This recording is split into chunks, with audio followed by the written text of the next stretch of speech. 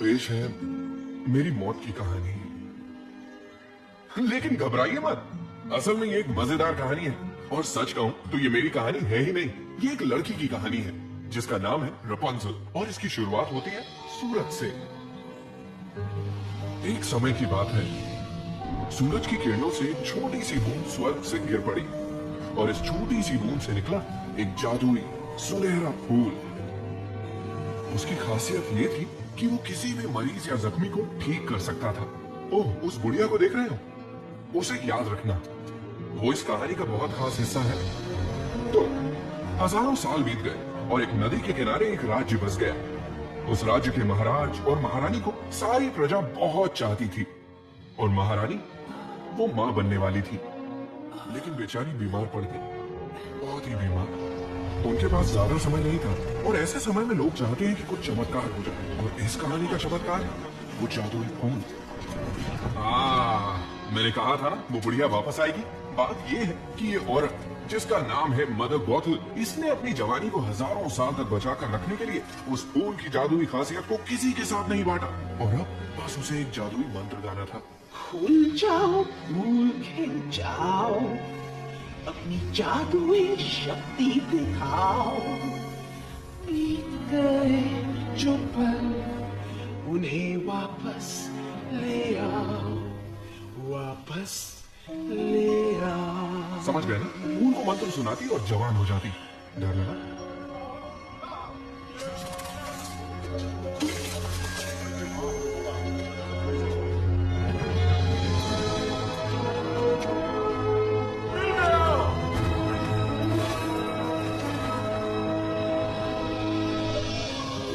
उस सुनहरे फूल के जादू ने महारानी को ठीक कर दिया और जन्मी एक सुंदर सी बेटी, एक राजकुमारी जिसके रेशमी सुनहरे बाल थे।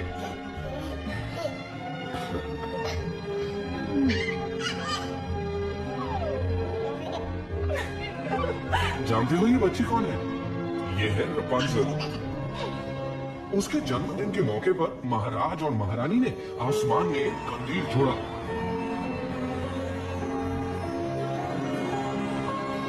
और उस पल तक सब कुछ एकदम सही था, लेकिन सिर्फ उस पल तक। खुल जाओ, फूल खिल जाओ, अपनी जादुई शक्ति दिखाओ। बीते जो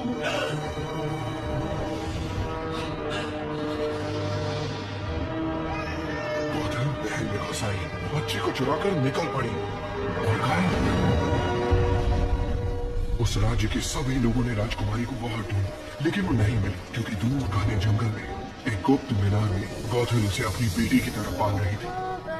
लौटा दो सब कुछ जो था मेरा, जो था मेरा। गॉथल को एक नया जादुई फूल मिल गया था, जिसे इस बार हर हाल में उसे दुनिया से छिपा कर रखना था। मैं बाहर क्यों नहीं जा सकती?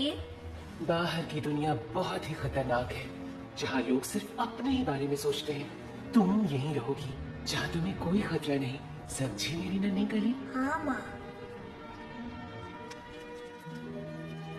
लेकिन उस मीनार की दीवारें सब कुछ नहीं छिपा सकती थी। हर साल राजकुमारी के जन्मदिन पर महाराज और महारानी आसमान में हजारों कंदील छोड़ते थे, इस उम्मीद में कि एक दिन उनकी खोई हुई राजकुमारी जरूर लौट आएगी।